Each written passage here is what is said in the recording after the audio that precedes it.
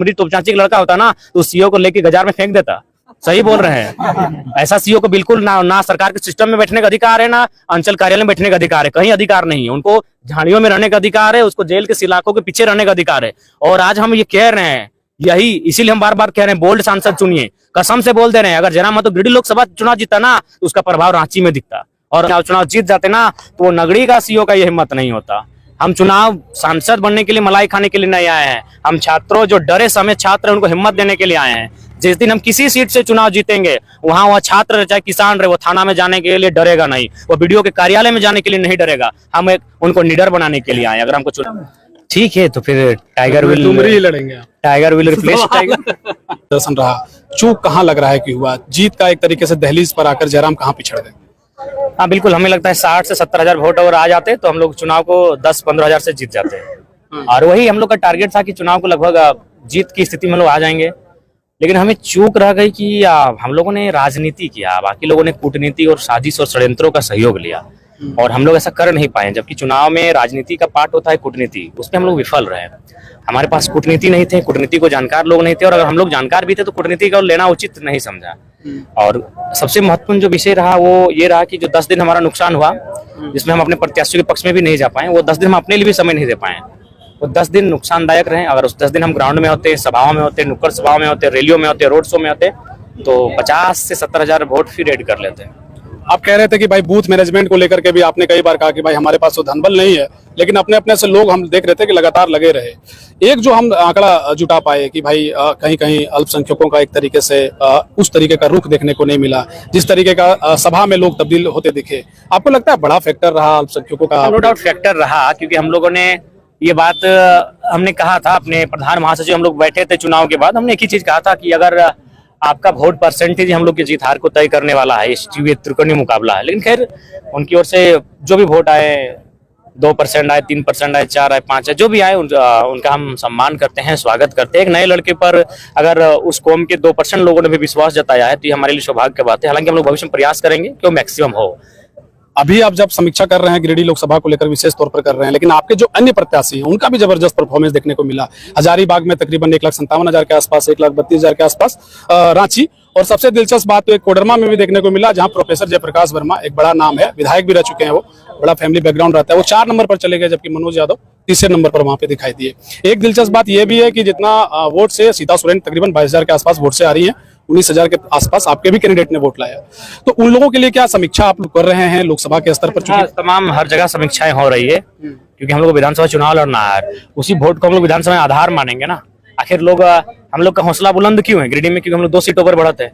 Mathura Prasad Mahato overall second है, लेकिन seat उनका एक ही रहा, केवल वो टिंडी में ही लीड कर पाए। तो हम लोग का हौसला बुलंदी में भी बहुत ज्यादा अंतर, बिल्कुल 1,000 से लीड किए हैं। और हम लोग डुमरी में उनको लगभग 35,000 वोटों से पछाड़े हैं, दोनों प्रत्याशियों को 35-40 हजार वोटों से पछाड़े हैं। तो आज चुनाव हार के बाद भी हम लोग जीत क्यों मान रहे हैं? कि हम लोग 2 विधानसभा में लीड किए, 2 विधानसभा में हम लोग 50,000 से अधिक गए, एक विधानसभा में 50,000 के आसपास रहे। बस गिरिडीह में चूंकि शहरी क्षेत्र था और शहरी जो मुद्दे थे उनको हम लोग शायद पढ़ नहीं पाए, और मुद्दों पर हम लोग रोड मैप नहीं तैयार कर पाए। शायद त्रुटि हुई, लेकिन उम्मीद करते हैं जैसे जैसे समय बढ़ेगा शहर के लोग भी स्वीकार करेंगे और शहर के लोग भी आशीर्वाद देंगे। लोकसभा के बाद निगाहें विधानसभा को लेकर के है। पहले तो आपसे खूब सवाल हम पूछे कि भैया लड़िएगा कहाँ से? आप बोले कभी धनबाद, कभी बोले कि नहीं हम पारसनाथ पहाड़ से अपना आगाज करने जा रहे हैं। इस बार विधानसभा में आगाज कहाँ से? देख, कहा पढ़ना बड़ा टफ है, इसलिए टफ हो जा रहा है कि देखिए जो भी लोग हैं, विशेषकर लोकसभा के लोग, आप अगर रांची भी जाइएगा तो वे कह रहे थे कि हम जयराम महतो को वोट दे रहे हैं। वहाँ हमारे प्रत्याशी कौन है मालूम नहीं। मांडू में भी वही चीज था कि जयराम महतो को। तो ओवरऑल 10-15 सीटें हैं जहां लोग चाहते हैं कि हम चुनाव लड़ें। तो ऐसा बहुत विकट परिस्थिति में आके हम खड़ा है। तो ऐसी परिस्थिति में गिरिडीह जो लोकसभा है वहां से तो एक सीट हमको लड़ना ही पड़ेगा। हम माना जा रहा है, कयास लगा जा रहा है कि आप डुमरी लड़ सकते हैं। देखिए डुमरी को सेफ सीट मानते हैं? नहीं, वोट का आधार भी उसी तरीके से? नहीं, सेफ सीट तो कोई नहीं, चूंकि जब विधानसभा का चुनाव आएगा तो और इंटरेस्टिंग होगा। लेकिन टुंडी इतना गणित अब आने लगा है कि क्या हो सकता है? हाँ देखिए, मोटा मोटी मान के चलिए गिरिडीह लोकसभा में 4 सीटों पर मैंने चर्चा परिचर्चा हो रहा है। गिरिडीह और बाघमारा को छोड़ दिया जाए तो बाकी टुंडी, डुमरी, गोमिया और बेरमो, इन 4 सीटों से मेरे नाम का चर्चा हो रहा है कि आप यहाँ से चुनाव लड़िए। तो 4 सीटों पे तो चुनाव लड़ना संभव नहीं है, 2 ही सीटों पे लड़ेंगे। तो अब वो फाइनल समय ही तय होगा। बाकी हम लोग तैयारी, जो भी हमारे प्रत्याशी होंगे संभावित, उनको हिंट दे दिया जाएगा कि आप फील्ड में चले जाइए। अगर हम वहां से लड़ते हैं तो बस उस समय आपको बैकअप करना है। 27.5% आपने वोट लाया है, बहुत बड़ा आंकड़ा होता जी, है। बड़े बड़े लोग जो है निर्दलीय एक तरीके से प्रत्याशी चुनावी दंगल में थे वो हार गए, तो फर्स्ट टाइम आप वोट लाए। ऑल ओवर इंडिया में शायद ये हिस्ट्री में हमको लगता है, अगर हिस्ट्री को अध्ययन किया जाए तो शायद कोई हो सकता है कि नहीं, हम नहीं कह सकते। बहुत बड़े बड़े लोग चुनाव हारे हैं। अटल बिहारी वाजपेयी पहली बार चुनाव लड़े थे, वो हार गए थे, देश के प्रधानमंत्री बने। जी बिल्कुल। नहीं, उसके बाद 27% वोट जो हम लोग लेके आए, देखिए उसके बाद जो भी लोग चुनाव लड़ेंगे एक प्लानिंग से लड़ेंगे, एक तैयारी से लड़ेंगे। हम लोग तो अनाड़ी बन के खिलाड़ियों के बीच कूद गए थे, बस क्या थी, विचारधारा थी, हमारी आइडियोलॉजी थी। तो ऐसे परिस्थिति में मात्र 1 साल पहले हम लोग पार्टी बनाने का घोषणा किए हैं, 1 साल पहले हम लोग चुनाव लड़ने का घोषणा किए हैं, 18 जून को घोषणा किए हैं, आपका 25 मई को हम लोग का चुनाव है, यानी 18 और 5 23 दिन तो कम ही मानते हैं, यानी 1 साल भी नहीं हुआ हम लोग को तैयारी का। और उस 1 साल में आप इंडिपेंडेंट लड़ते हैं और पहला चुनाव लड़ते हैं, अभी लोकसभा से लड़ते हैं और 27.5% वोट लेके आते हैं, ये गर्व का विषय है। हम खैर हम तो चुनाव वोट हम लोग तो जीत के लिए थे, और जीत जाते तो और ही नया इतिहास बनता। अंदर से कमजोर नहीं हुए हैं टाइगर, वही टाइगर हैं। 3 घंटे से देख रहे हैं कि आप जबरदस्त गर्मी में लोगों का आप जो एक तरीके से सुन रहे थे, कम बोल गए आप, वही टाइगर है या कुछ थोड़ा सा लग रहा है कि भाई कमी रह गई? कोई कमी नहीं है।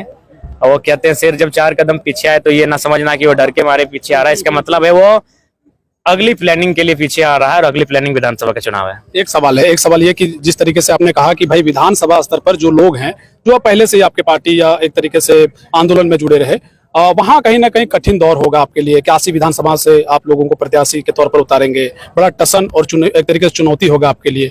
इन चुनौतियों के बीच में क्या लग रहा है, कुछ चीजें छूट जाएंगी, बढ़ जाएंगी? क्योंकि लोकसभा चुनाव में भी यही देखा गया, किन्हीं की नाराजगी ये रही कि आप जयराम दा हमारे साथ नहीं आए, हमारे गांव नहीं गए, उनको ज्यादा वैल्यू दिया गया, तवज्जो दिया गया। ये सब चीजें युवाओं में खास करके देखा गया। एक बहुत जेन्युइन प्रश्न है, इसको आप बखूबी समझते होंगे। क्या लग रहा है, चुनौती है आपके लिए? चुनौती आएंगी और चुनौतियों का समाधान भी खोजना होगा, और हमें लगता है कि विधानसभा चुनाव से पहले हमारे पास जो समय है उसमें हम लोग चुनौतियों का समाधान कर लेंगे। तो अभी आप समीक्षा कर रहे हैं कि किन्हें किन्हें प्रत्याशी बनाना है? देखिए समीक्षा, हाँ, लगभग इन चीजों पर भी हम लोग का फीडबैक बन चुका है कि डुमरी में मेरे अलावा कौन प्रत्याशी हो सकते हैं, टुंडी में मेरे अलावा कौन प्रत्याशी हो सकते हैं, गिरिडीह में कौन प्रत्याशी हो सकते हैं, बागमारा में कौन प्रत्याशी हो सकते हैं। तो तमाम सीटों पर प्रत्याशी संभावित हैं, 2 हैं, किसी में 3 हैं, किसी में 4 हैं, किसी में 5 भी हैं। तो संभावित प्रत्याशी हैं हमारे पास। अब उनमें एक मैंने समन्वय बनाया जाएगा और उसमें से एक को तय किया जाएगा। ईवीएम का 12 नंबर खोजने में बड़ा एक तरीके से हम लोग वोट करने के लिए गए थे। 12 नंबर में ईवीएम मशीन है भाई, आप वहां बटन दबा रहे हैं, सिंबल आप लोगों को पहुंचाने में बहुत दिक्कत हुआ होगा।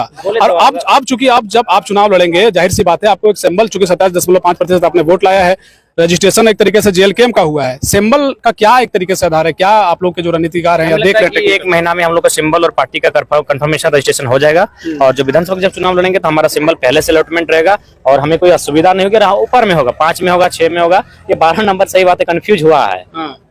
12 नंबर फिर भी, लेकिन 3,47,323 वोट, शायद गलत 322। बिल्कुल, ये ऐतिहासिक है और प्राउड फीलिंग वाला मोमेंट है।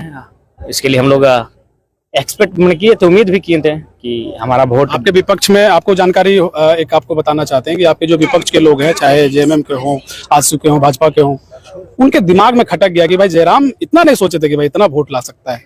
बिल्कुल, हमने तो कहा यूथ है, अब जहाँ से आपकी सोच खत्म हो जाती है वहां से हमारी सोच स्टार्ट होती है। एक अंतिम सवाल है, अंतिम सवाल ये कि अगर आप मान लीजिए कुछ सीटें विधानसभा में फतेह करते हैं, कहा यह जा रहा है, अनुमान लगाया जा रहा है कि हो सकता है इस बार जिस तरीके से गणित देखने को मिला देश की राजनीति में, इस बार की राजनीति में विधानसभा स्तर पर जयराम खेला कर सकते हैं। अगर बहुमत किसी की नहीं आती है, जयराम किधर जाएंगे?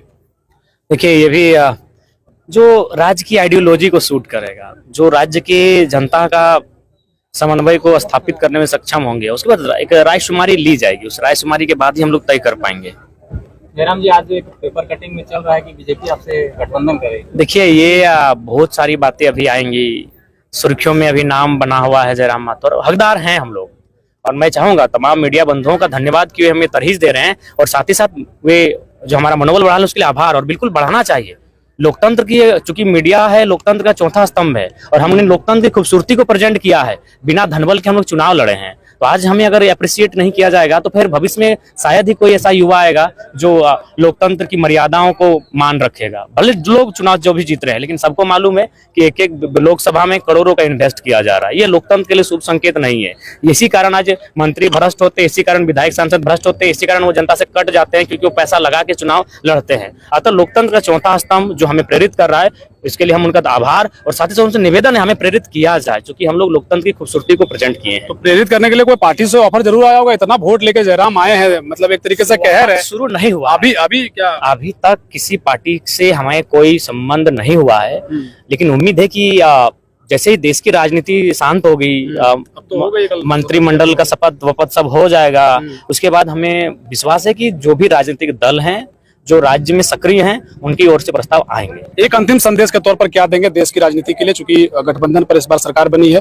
पहली बार मोदी समझिए कि गठबंधन में सरकार चलाएंगे। जब वो मुख्यमंत्री थे तो पूर्ण बहुमत की सरकार थी, 2 वर्ष के जो 2 बार उनके कार्यकाल रहे उसमें भी वो पूर्ण बहुमत के साथ थे। इस बार आप क्या देखते हैं, क्योंकि आप जो एक तरीके से बात करते रहे नजर आए कि भाई आप प्रधानमंत्री मत चुनिए, आप जो है संसद चुनिए, तो आप एक तरीके से वही पेंच देखने को मिल रहा है, इसमें जयराम का क्या संदेश? देखिए, सबसे पहली बात, जो देश की सरकार है उनको हम शुभकामनाएं देंगे और उनसे अपेक्षा करेंगे। हम भी एक यूथ हैं, जो यूथ की समस्या है पहले उसका समाधान हो। यूथ बेरोजगारी से परेशान है, यूथ कहीं ना कहीं आज बहुत ज्यादा हतोत्साहित है, नर्वस हैं, तो इसलिए रोजगार का साधन का सृजन किया जाए। उद्योग कैसे बढ़िया लगेंगे, उस पर कैसे बात होगी, हमारा जो महंगाई है वो कैसे नियंत्रण होगा, इन चीजों पर बात होगी। बने इंडिया को इंडिया रहने दिया जाए, इंडिया को अडानी में तब्दील ना किया जाए, यही हमारी केंद्र सरकार से निवेदन होगी।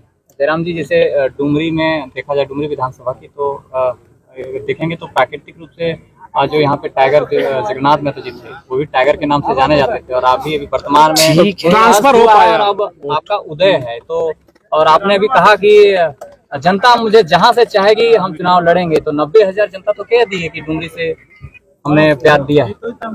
ठीक है, तो फिर टाइगर डुमरी ही लड़ेंगे आप। Tiger will replace tiger. और एक अंतिम सवाल लेना चाहेंगे, ये सवाल जवाब ले लीजिए आप, जब आप इनका फाइनल लेंगे। देखिए, अगर जनता तय करेगी तो निसंदेह डुमरी क्या तय है, तो कर दिया है, 90,000 वोट दिया तो तय तो कर दिया है। ठीक है, वो लोकसभा 55 में रोक दिया, लोकसभा के लिए उन्होंने दिया था, अब विधानसभा के लिए रायशुमारी कर लेंगे। एक अंतिम सवाल लेना चाहेंगे, वो जो रांची वाला, जो नगरी वाला, जो सीईओ का जो मामला आ रहा है। हाँ बिल्कुल, ये बिल्कुल उस सीईओ को बर्खास्त करना चाहिए। उसका सारा जो सीईओ के पीरियड में जितना पैसा सैलरी मिला है सबको जब्त कर लेना चाहिए, उसको वापस उसी हाल में छोड़ देना चाहिए जिस हाल में उसने सीईओ बनना प्रारंभ किया था। बिल्कुल ये बहुत गलत है, आपसी रंजिश के कारण एक छात्र के भविष्य को वो खा जाता है। अब बताइए, लोग कहते हैं कि मैंने आज के युवा भटक जा रहे हैं, आज के युवा अपराधी तत्वों में चले जा रहे हैं। अगर दूसरा खैर वो लड़का पता नहीं क्या क्या नहीं किया, अगर हमारे तरफ का डुमरी तोपचांची का लड़का होता ना तो सीईओ को लेके बाजार में फेंक देता। सही बोल रहे हैं, ऐसा सीईओ को बिल्कुल ना सरकार के सिस्टम में बैठने का अधिकार है, ना अंचल कार्यालय में बैठने का अधिकार है, कहीं अधिकार नहीं है। उनको झाड़ियों में रहने का अधिकार है, उसको जेल के सिलाखों के पीछे रहने का अधिकार है। और आज हम ये कह रहे हैं, यही इसीलिए हम बार बार कह रहे हैं, बोल्ड सांसद चुनिए, कसम से बोल दे रहे हैं। अगर जयराम महतो गिरिडीह लोकसभा चुनाव जीता ना तो उसका प्रभाव रांची में दिखता। और सही बोल रहे हैं, अगर गिरिडीह हम जीत जाते ना तो सीईओ का औकात नहीं रहता। आज जब हम चुनाव, आज आपको बता रहे हैं, चंद्रपुरा में एक प्लांट आया है, वो कब केस को जारी किया पता है? जब चुनाव का रिजल्ट आ गया उसने 5 तारीख को केस किया लड़का ऊपर। यानी उतना बड़ा कंपनी इस इंतजार में था कि 4 को रिजल्ट आने दीजिए, अगर जयराम महतो के पक्ष में रिजल्ट आएगा तो हम लोग ग्रामीणों पे केस नहीं करेंगे। ये दमखम था हमारा। लेकिन गिरिडीह की जनता कुछ समझ नहीं पाए, उन्होंने केंद्र को देखा, केंद्र उनके घर तक नहीं आएगी, लेकिन जयराम महतो उनका हिम्मत बनता। बिल्कुल प्री टर्न में ये चर्चा था, प्री टर्न के तमाम प्रखंड कार्यालय में ये चर्चा था कि अगर ये लड़का संसद बन के आएगा तो जो भ्रष्ट पदाधिकारी उनकी खैर नहीं रहेगी। हम बोल दे रहे, अगर हम गिरिडीह लोकसभा चुनाव जीतते हैं, इधर हजारीबाग तक हमारा हवा रहता, इधर रांची तक हमारा हवा रहता, इधर पुरुलिया तक हमारा हवा रहता।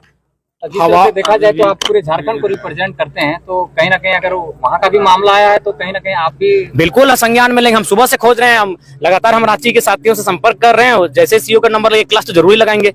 उनके बाप का झारखंड नहीं है, झारखंड बिरसा के शहादत से मिला है, झारखंड निर्मल के शहादत से बना है, और यहाँ सीईओ मलाई मारने के लिए आए, वैसे सीईओ की खैर नहीं होगी, चाहे वो कोई रहे। लड़ाई आर पार की लड़ने के लिए आए हैं। नहीं तो अगर हमको सांसद विधायक बनना होता तो हम किसी पार्टी में चल जाते, सांसद भवन में हमारा अभी मतलब शपथ ग्रहण होता।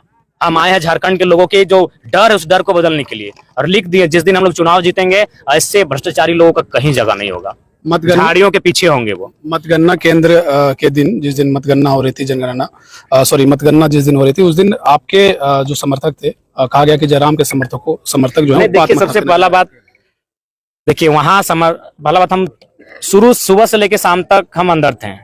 हम एक प्रत्याशी थे, सुबह से हम शायद पहला प्रत्याशी थे जो एक एक राउंड का हाल स्वयं ले रहा था। हम एक एक राउंड का हाल ले रहे थे, हम माइक का भी सुन रहे थे, हम पर्ची में भी जाके क्या बन रहा है, एक एक बूथ से क्या आ रहा है, एक एक बूथ की बात मैं कर रहा हूँ, एक एक ईवीएम का हम हाल ले रहे थे। तो हम दिन भर अंदर थे, बाहर क्या हुआ उसकी हमें अभी तक जानकारी नहीं मिल पाई है। लेकिन हाँ, कुछ ये मालूम चला उसमें सभी जो राजनीतिक दल हैं सबका थोड़ा मोड़ा योगदान है, सबका थोड़ा मोड़ा रोल है। लेकिन चूंकि दाग किधर लगा जरा महतो पर, क्यों लगा? न जेएमएम सरकार में है, आंसू के सांसद जीत चुके हैं, तो उन पर तो उन लोग कोई सवाल करेगा नहीं। तो ये केवल और केवल एक भ्रम है।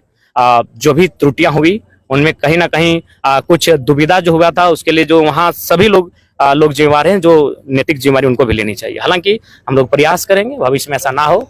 चलिए, भविष्य के लिए बहुत बहुत शुभकामनाएं। हमने आपको भगत सिंह की संज्ञा दी थी और वो दिखता भी है। बहुत शुभकामनाएं। बिल्कुल बोल तो दिए, सच बोल रहे हैं कि जिस दिन गिरिडीह लोकसभा अगर हम अभी चुनाव जीत जाते ना, तो वो नगरी का सीओ का ये हिम्मत नहीं होता। हम चुनाव सांसद बनने के लिए मलाई खाने के लिए नहीं आए हैं। हम छात्रों जो डरे समय छात्र उनको हिम्मत देने के लिए आए हैं। जिस दिन हम किसी सीट से चुनाव जीतेंगे, वहां वह छात्र चाहे किसान रहे, वो थाना में जाने के लिए डरेगा नहीं, वो बीडीओ के कार्यालय में जाने के लिए नहीं डरेगा। हम उनको निडर बनाने के लिए आए। अगर हमको चुनाव जीतना होता, चलिए, बहुत बहुत बिजली विभाग रहे चाहे जो रहे, किसी को नहीं बख्शेंगे। सवाल मुझे याद आ रहा है कि जो भी आपको वोट किए हैं वो अदर पार्टियां हैं, उसको टारगेट कर रही है और जहां जिसको मिल रहा है वहां पे उनका बदला ले रही है। तो उन तमाम लोगों को आप क्या कहना चाहिए? देखिए, हम यही कहना चाहेंगे, जो भी राजनीतिक दल जीते हैं, आप लोग अपना काम कीजिए। जो लोग वोट नहीं किए उनको दिल को जीतने का प्रयास कीजिए। ये राजनीति नहीं है, नफरत की राजनीति ना करें, द्वेष की राजनीति ना करें। अरे हम तो हारे हुए प्रत्याशी हैं, सो हम उन लोगों का काम कर रहे हैं जो लोग हमको वोट नहीं किए हैं। तो आप तो जीते हुए प्रत्याशी हैं, ये नफरत की राजनीति ना करें। बूथ देखकर वो राजनीति ना करें कि किस बूथ से वोट आया नहीं आया है, ये गलत हो रहा है। चलिए, बहुत शुक्रिया।